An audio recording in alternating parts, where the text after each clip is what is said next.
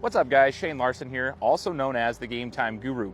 For those who follow me on social media, you might not actually know my origin story, so I thought this would be an awesome opportunity as we have now completed 8 years of running this podcast consistently, and we're going on to year 9. So I thought I'd give you a little bit of the origin story, telling you how this thing got started and how it's grown to what it is today. When I was a senior at Boise State University, my last semester of college, Bob Behler came into the class. He's the voice of the Boise State Broncos. And mind you, I was 28 years old, okay? I was in there with a bunch of 19 and 20-year-olds, but I remember being the only one asking questions, raising my hand up and down, just wanted to learn all about what he was doing in the industry and how I could get my foot in the door. And one of the things he told me was like, hey, do you have anything on record? Like, do you have your voice recorded anywhere? I said, I really don't, besides a little bit of play-by-play announcing.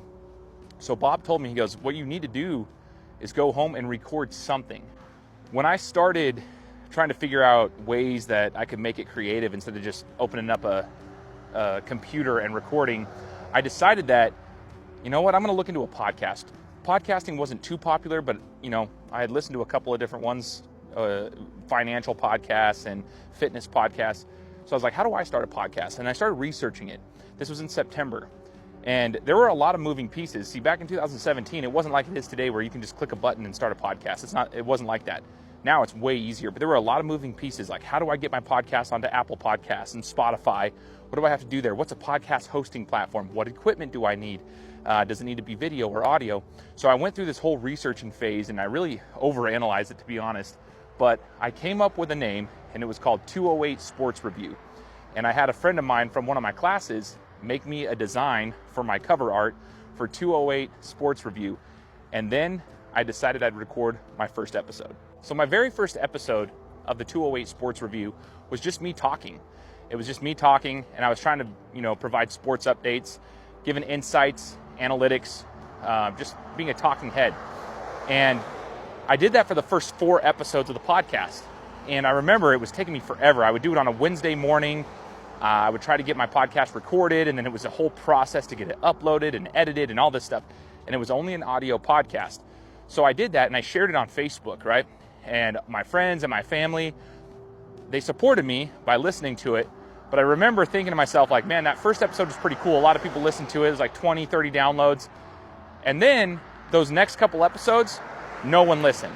I remember that whole first month, I was putting all this time in, all this effort, and nobody listened to the podcast. So here I was putting in all this time, and I realized, like, man, no one's listening. I don't know what I'm going to do. So I decided I was going to take a break and do a rebrand. So about 2 months went by as I was just trying to think, is this really worth it? Is this something that I want to do long term? Is this something that I can see myself doing? Is it just a resume builder? What am I really trying to do here if I'm just talking by myself about sports and no one's actually listening? So essentially what I did is I was like, you know what? I'm going to come up with a different name, and we're going to see if we can bring a little bit of a different twist to it. So I'm not very creative, but after about 2 months of thinking, I came up with the name, the Gametime Guru, because it just flowed pretty smoothly. And we relaunched that podcast under a different name, which is what you know now today in 2025 as the Gametime Guru, or GTG. So with the rebrand, what I decided I was going to do is, rather than just being me talking all the time, I was going to bring on different people. So I brought on my friend. I had my buddy CC Hockley, who was my hockey expert on the podcast platform, and CC was also one of my writers who would write the blogs, because I did have a website that I utilized back then. And I realized there were so many moving pieces, but I wanted to bring on different people to bring different insights other than just myself talking, right? Because I realized, like, I can get more out of teaming up with people than I can just being by myself. So that's how we went. However, I still struggled to get downloads of the podcast. Nobody was really listening a lot. Now, the first 10 months of the show, I had maybe 2,000 downloads of the podcast, but let me tell you what happened after that. 10 months into the podcast, I decided to ask my friend Harv, who I had also met from a different podcast platform, if he would join me and share a story, if he would let me interview him about his experience as a minor league baseball player. And that podcast was awesome. It was a cool opportunity for me to interview Harv, learn about his journey as a former minor league baseball player during the steroid era, have you. And that podcast alone got 400 downloads. Mind you, the first 10 months I was publishing 1 episode a week, maybe 2,000 downloads total for 10 months straight. That one episode got 400 downloads. And that's what actually took my podcast to another level. And that was a turning point for me for the Gametime Guru. From that time forward, I decided I was going to interview people consistently. I wanted to bring on new guests to talk about their stories and truly deliver a panoramic view on sports. So I wanted to bring on people from all walks of life, different sports, different parts and involvement in sports. So that's what I did. And mind you, this was only an audio podcast. I did not have it set up to be a video podcast at that time.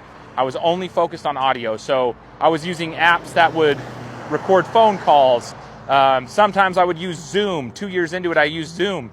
I started learning the new technology that I could utilize, but there were times where I was literally calling in on an app, hitting the voice recording, and then taking that audio and having to mix it together. Like, it was a big process just to have an audio-only podcast. But the show continued to grow for the first 4 years, but it only had gotten to about 60 countries, and that's where it took off for another spike. So the last 4 years of the podcast, we've had immense growth. I've been able to really, utilize social media, which was never a focus for me. Social media was never a focus for me at all. I actually really don't care about it that much, but it has helped me connect with new listeners, and it's helped me build my brand awareness because my podcast was there long before my social media was ever there, right? So in the last 4 years, I've enhanced my social media content and just connecting with different people. I have incorporated a lot more video podcasting. In the last year specifically, I've really focused on YouTube as a platform. I've been posting all of my content there and optimizing YouTube to try to get more and more of a reach and connect with more people. And I've built amazing relationships with different guests. So the podcast today has been downloaded in 182 countries, all 50 states, and I've made relationships with people from all over the globe. The cool thing about the show is that it's now just become like part of my routine. But there is a whole bunch of moving pieces to be a one-man show here. When you have to create your own social media content, you've got to schedule your own interviews, you've got to piece that around your full-time job, you've got to piece it around your family time, you've got to do all of this stuff, you've got to edit your own podcasts, you've got to post it, you've got to be pretty diligent and persistent and consistent with all the work that you're putting in. But it's been part of my routine for the last 8 years. And because of that, I've built so many amazing relationships. I've worked with so many amazing businesses. I monetized the podcast. It gets me an additional income on the side, which I absolutely love. I never did it for the money, but it's awesome when you can generate revenue and utilize that for different things. I get to go on cool sports trips. All of those are tax write-offs. Some of those are covered fully from the funding. It's amazing. It's a great opportunity that I built on my platform. But I love that I get to meet these athletes who are also business owners. So a lot of these athletes, like I said, they're business owners. They're entrepreneurs themselves. I've learned so much from working with all of them. Some of them have written books, and many of them have allowed me to have signed copies of their books, and I've been able to share those with my family members. And I've learned so much from them. The parallels between sports and business and sports and just regular life is incredible. So I've learned a ton from the networking that I've done. I've also met amazing people and have partnerships with Nation's Best Football. And through that partnership with Bob Smith and his platform for the last 5 years, we've been able to connect with so many amazing people. I've been able to interview amazing people and have so many cool opportunities because of that. And that, again, is because of the podcast. So here we are, 2025, and we're going on year 9 of the podcast. We've completed 8 years of the show. Started in 2017, hence the reason I have a 17 on the back of this jacket, because it's cool to reflect on this and see where it came from an audio-only podcast in my kitchen in Meridian, Idaho, that hardly got anybody to listen to it, to now being downloaded in 182 countries, all 50 states. It's known, I have a platform. It's been really cool, and I'm grateful for it, but I'm just getting started. There's more coming. It's part of my routine. I'm going to continue to bring on guests. I'm going to continue to work with businesses. I'm going to continue to leverage this platform and continue to do my thing as I create more content for the rest of you. So please tune in to the Gametime Guru podcast.